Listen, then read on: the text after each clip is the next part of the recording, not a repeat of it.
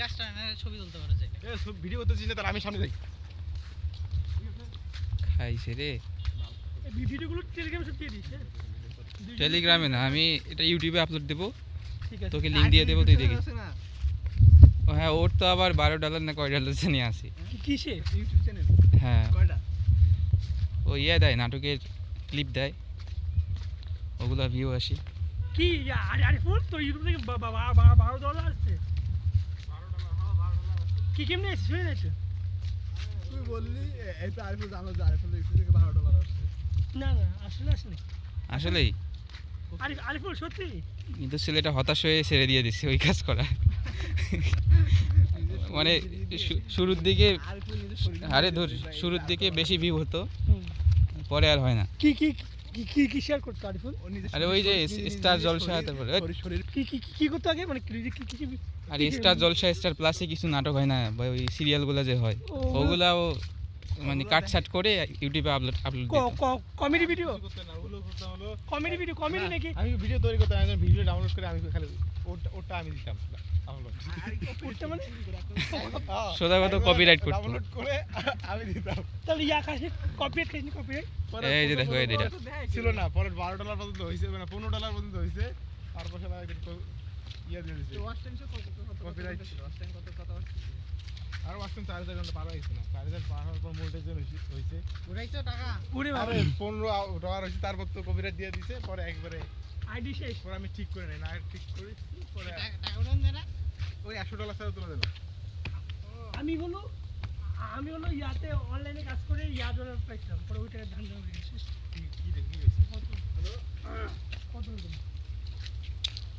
হ্যাঁ $20 মানে পাইছি। পরে তুলতে পারছিস ওইটা? না শেষ, ওটা মারা খেয়ে গেছি। এই যে এখন অ্যাকাউন্ট আছে, এবার তোলার প্রসেস নেই।